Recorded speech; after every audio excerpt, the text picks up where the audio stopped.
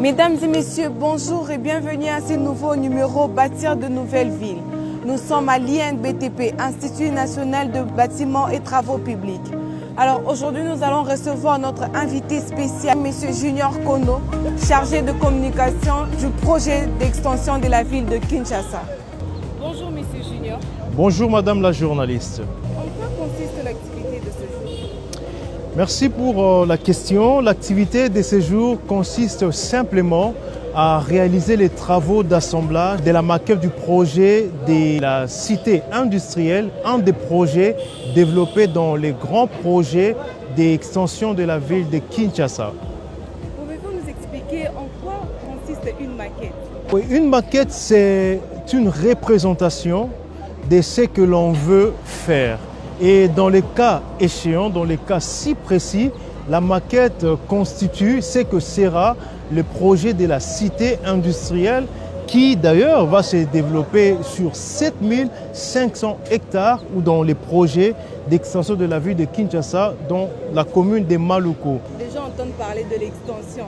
Essayez un peu d'expliquer le profane, c'est quoi une extension? Merci pour la question. L'extension vient du verbe étendre. Donc dans le cadre du projet de l'extension de la ville, nous sommes en train d'étendre la ville de Kinshasa, pas en termes d'espace, mais plutôt en termes d'infrastructure. Vous êtes au courant, vous et moi sommes témoins de la promiscuité qui se vit ici à Kinshasa actuellement. Il y a beaucoup d'embouteillages, il y a de l'insécurité, beaucoup de problèmes, des inondations, des situations naturelles qui arrivent et qui ternit d'ailleurs l'image de notre ville ou encore de notre pays. Et ceci ne va pas à notre avantage. Donc il avait plu au président de la République, Félix Antoine Tshisekedi Tshilombo, d'initier, d'étendre notre capitale. Alors, nous avons un grand espace qui se trouve à Maluku. Maluku constitue la plus vaste commune des 24 communes de Kinshasa, allant de Ngaliema à Nsele, qui représente d'ailleurs 21%, et Maluku constitue 79%, soit 79%. Donc il fallait vraiment gagner du temps ou initier, étendre la ville de Kinshasa en construisant de nouvelles infrastructures, en construisant une nouvelle unité urbaine et pour voir dans quelle mesure augmenter ou favoriser le flux migratoire, donc déplacer la population dans l'actuelle ville de Kinshasa pour aller à Maluku y vivre. Et y vivre dans quelles conditions? Dans des bonnes conditions possibles. Et c'est ce qui a fait que l'extension de la Kinshasa soit promue, parce que dans le cadre de cette extension, nous allons carrément avoir un plan d'urbanisation, un plan architectural moderne, et ceci va favoriser le tourisme et plusieurs autres avantages sur le développement économique de notre capitale Kinshasa et généralement pour notre pays. Parlons un peu de dire des Kinois. Kinshasa est Zamboka, il y a ma maquette, puis après, Komaratina Soukate. Qu'est-ce que vous pouvez garantir aux Kinois que ces projets iront jusqu'au bout? La garantie que je peux donner aux Kinois, qui d'ailleurs me suit à travers ces programmes Bâtir de nouvelles villes, est que ceci est une initiative présidentielle portée par les gouvernements. Là, je vois son Excellence Madame Judith Suminwa, la Première ministre, et conduite ou est supervisée par les coordonnateurs principaux du dit projet. Je cite M. Thierry Katembwe Mbala. Alors, Mboka, pour répondre aux Kinois, je préfère parler en lingala. Eza Mboka kaka ya ba maquette te. Eza Mboka oyo tozui ba résolution ferme ya ko matérialiser ba initiative présidentielle. Ba initiative présidentielle et bandi kaka na projet extension à ville à Kinshasa te. Et bandi un peu depuis mandat et banda ya mokondi tata mokondi ya Mboka. Alors, oyo ezali pe koko kisama. Déjà, pour votre information, maquette Bozomona, ils ont mesuré 6 mètres sur 5. Et qu'on représentait au Babengi projet, il y a cité industrielle. Projet cité industrielle est à 7500 hectares. et ali projet monene auto commission on a 6 mètres sur 5 pour ba kinois baza ko douter ba ko mona ndenge nini makambo eza vrai soki ezalaki ka mboka ba maquette ba dessin to na ba numérique to kai ko komisa ngo palpable te en 3D. Bientôt eza en 3D ezalaki na ba dessin et commis en 3D et okoma bientôt physique parce que dans si peu de temps ce projet va voir le jour et sera lancé par son excellence le président de la République démocratique du Congo. Vous pouvez nous expliquer en quoi consiste cette maquette de la cité industrielle? Merci pour la question, elle est très essentielle parce que les Kinois, les Congolais doivent comprendre en quoi va consister la cité industrielle.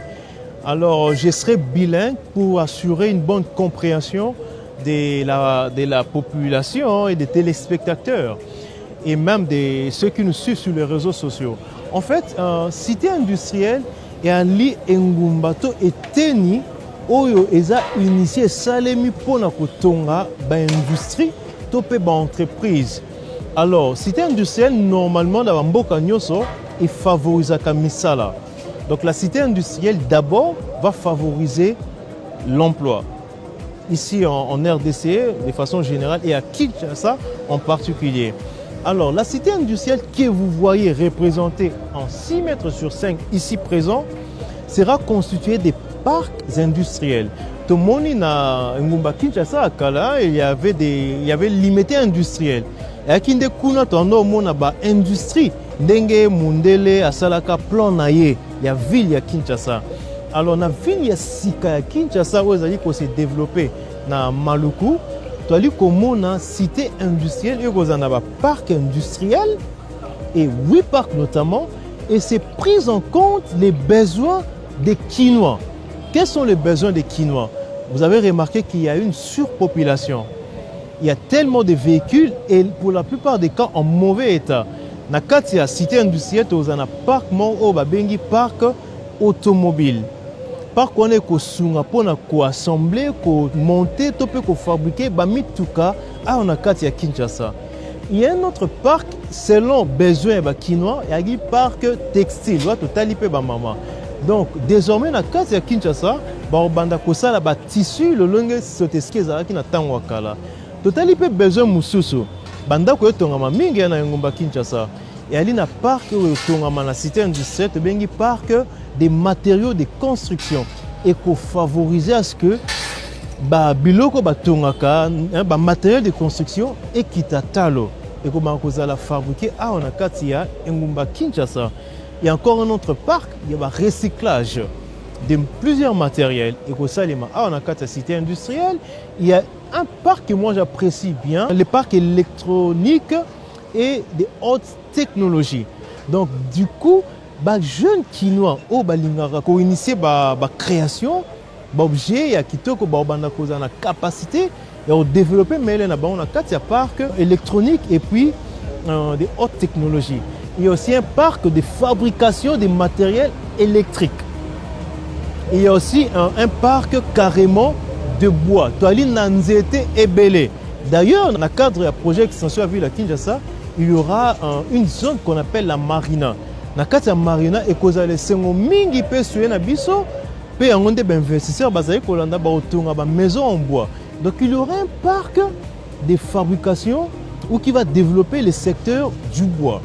Donc vous voyez que la cité industrielle va apporter énormément d'emplois et va améliorer les systèmes technologiques de notre pays, notamment les jeunes vont en profiter considérablement.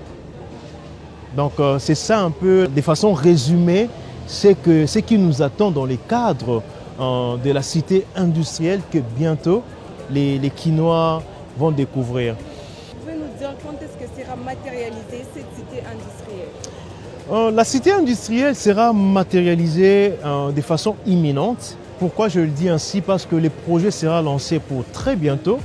Ça c'est de 1. De 2, les projets constitués de plusieurs phases. Il y a une phase d'une année, il y a une phase de 4 ans, il y a une phase de 10 ans. Mais le plus important pour nous est que l'on voit, c'est être matérialisé cette cité que vous voyez là.